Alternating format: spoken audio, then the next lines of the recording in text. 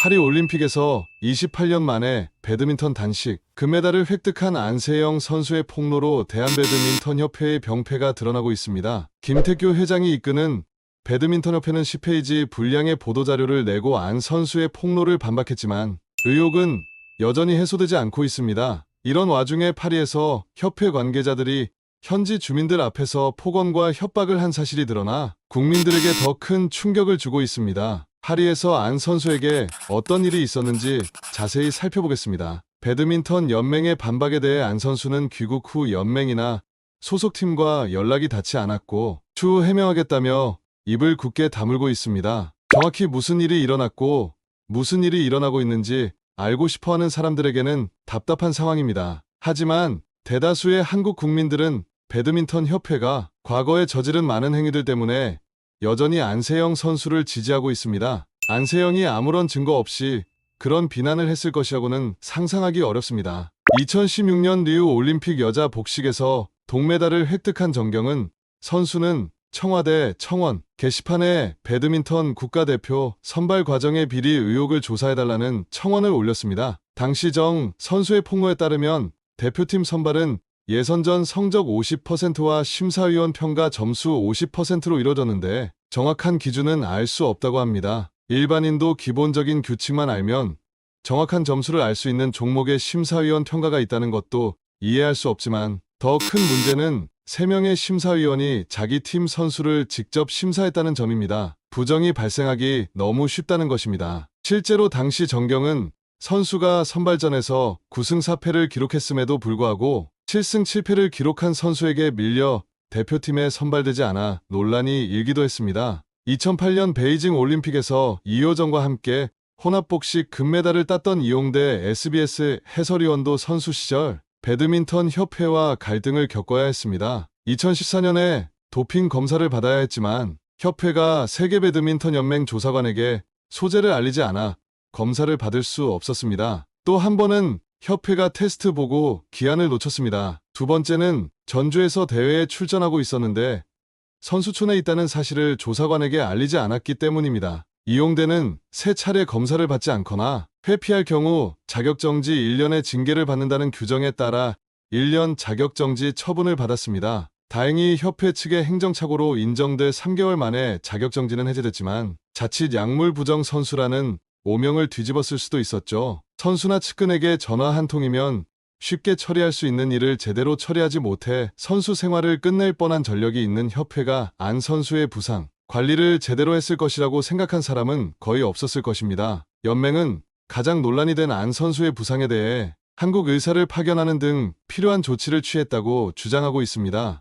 하지만 안 선수에 따르면 코칭 스태프가 전력 노출의 가능성 때문에 부상에 대해 외부에 알리지 못하도록 해 가족이 부상을 당한 사실을 외부에 알린 후에야 이런 조치가 취해졌다고 합니다. 지난달 안 선수는 파리 인근의 한국 대표팀 사전 캠프에서 훈련하던 중 발목 부상을 당했습니다. 당시 이 사실을 아는 사람은 코치진과 배드민턴을 하는 동생 안윤성 선수뿐이었습니다. 안윤성은 심하게 부어오른 안세영의 발목 사진을 보고 귀국해 치료를 받을지 파리에 있는 병원에 연락할지 등 조치를 취해야 할지 물었지만 안세영은 코치들이 아무에게도 알리지 말고 조용히 있으라고 말했다고 합니다. 사실 부모님도 이때까지 안 선수의 부상 사실을 몰랐습니다. 누나의 상태가 심각하다는 것을 알게 된 안윤성은 하루라도 빨리 도움을 청할 것을 촉구했고 결국 3월 17일 연맹 관계자에게 알렸고 그제서야 소속팀인 삼성생명도 부상 사실을 알게 됐다고 합니다. 이 과정에서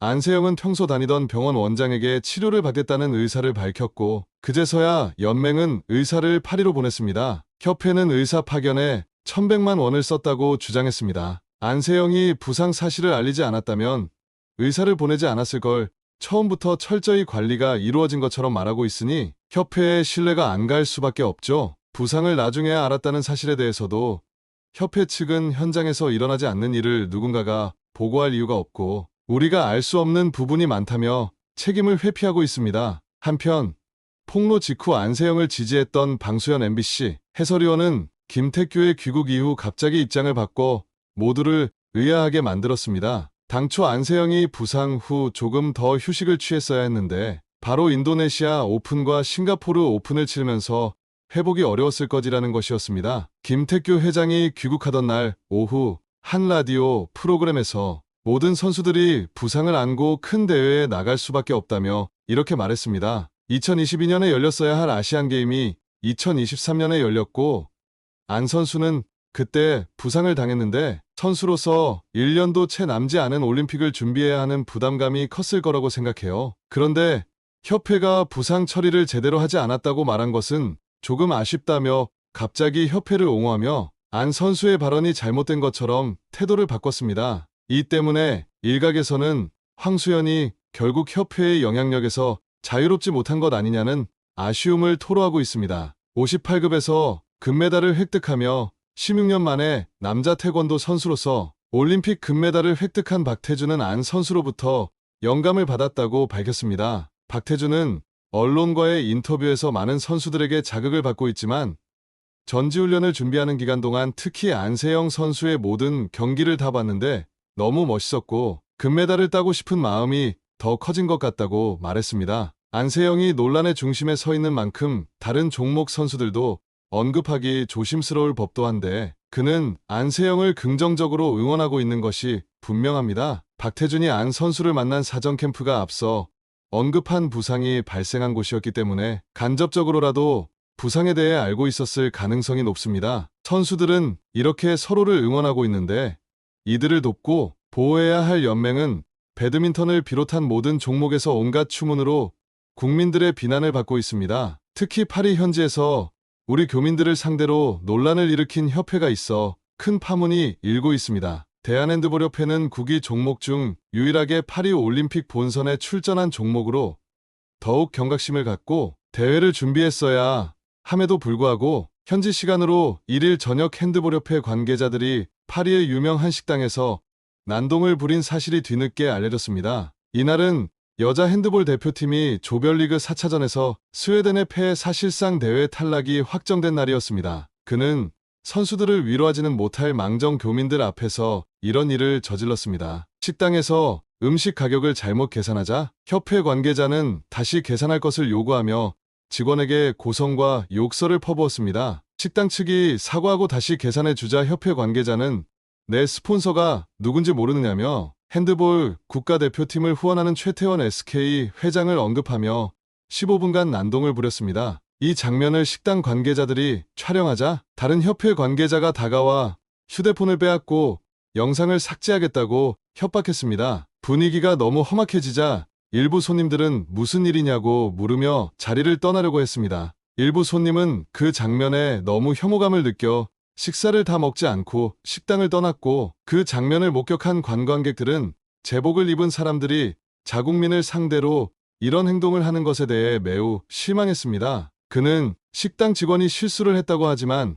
실수를 했다고 소리를 지르는 모습은 보기 좋지 않았다고 말했습니다. 이에 대해 핸드볼 연맹은 술에 취해 난동을 부렸다는 설명은 과장된 것이며 다른 손님들에게 불편을 끼친 점에 대해 사과한다고 밝혀 사실상 문제를 일으켰음을 인정했습니다. 이는 양궁 대회에서 지역 스포츠 연맹 관계자들이 관중들의 잘못된 행동으로 비판을 받은 비슷한 사건에 이은 것으로 스포츠 연맹 전반에 대한 비판이 수그러들 기미가 보이지 않고 있습니다. 선수단에게 별도의 차량과 숙소를 제공한 양궁협회와 탁구협회 등 일부 종목을 제외하고는 거의 모든 종목에서 비판을 받고 있습니다. 네티즌들은 협회 임원들의 국제대회 참가를 제한하라, 축구협회, 배드민턴협회에 이어 핸드볼협회까지 등의 목소리를 높이고 있습니다. 누구의 잘못이든 간에 원만하게 논의할 사람이 없었다. 한국 옷 입고 단체로 간 게 부끄럽고 의식 있는 사람이 없었다. 협회가 비리의 온상인가? 등의 반응이 이어졌습니다. 일부 종목을 제외한 대부분의 협회가 문제가 있다는 것을 전 국민이 알고 있기 때문에 아직 진실이 명확히 밝혀지지 않았음에도 불구하고 국민들이 안설을 지지하고 있다고 할 수 있습니다. 이번 일을 계기로 배드민턴을 비롯한 한국 스포츠에 뿌리 깊게 박혀있는 비리와 잘못된 관행이 해결되어 스포츠를 스포츠로서 온전히 즐길 수 있게 되길 바랍니다.